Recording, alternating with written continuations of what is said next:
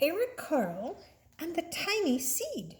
Eric Carle is the guy who wrote this story. He's the author, and he also did these great illustrations. One of my favorite authors. Okay. It is autumn. That's like fall. A strong wind is blowing. It blows flower seeds high into the air and carries them far across the land. One of the seeds is very tiny, smaller than all of the others. Will it be able to keep up with the others? And where are they all going? Here's the tiny little seed.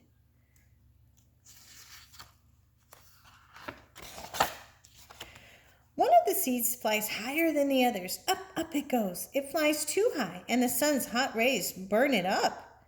But the tiny seed sails on with the others. It's still over there, sailing away. Another seed lands on the tall, icy mountain. The ice never melts, and the seed cannot grow. The rest of the seeds fly on, but the tiny seed does not go as fast as the others. It's over there.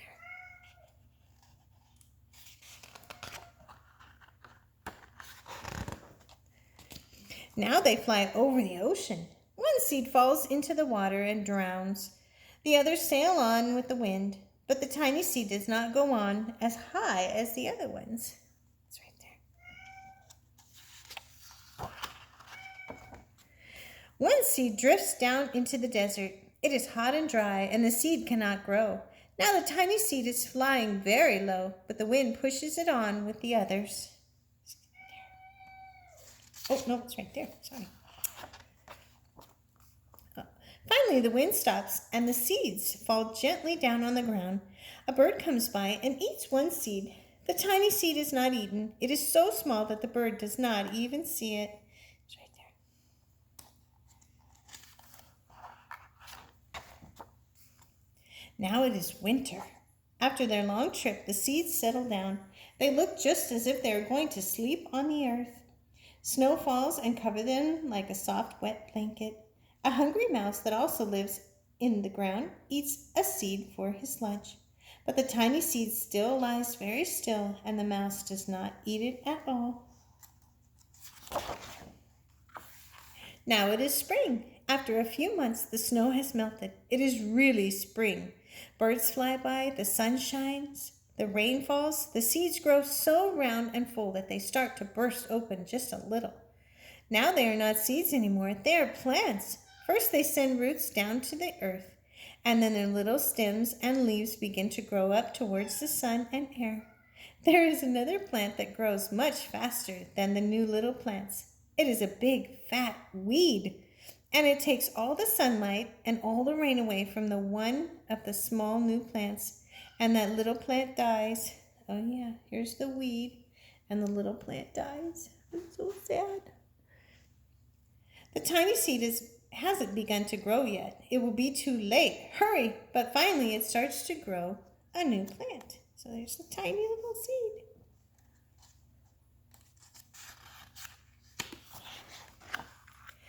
The warm weather also brings the children out to play. They too have been waiting for the sun and springtime. One child doesn't see the plants as he runs along. Oh, he breaks one. Now it cannot grow anymore. Oh no, that's a big foot. The tiny plant that grew from the tiny seed is growing fast, but its neighbor grows even faster.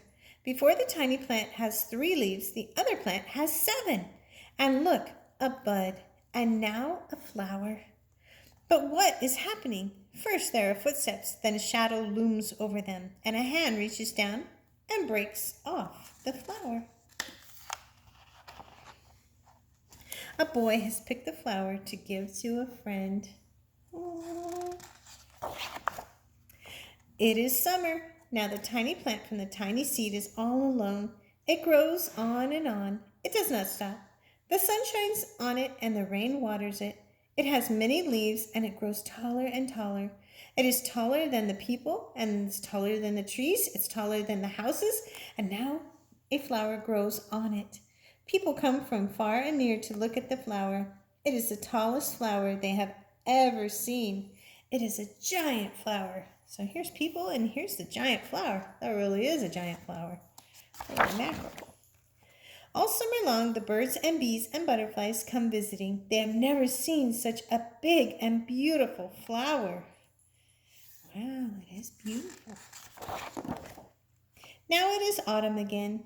The days grow shorter, the nights grow colder, and the wind carries the yellow and red leaves past the flower.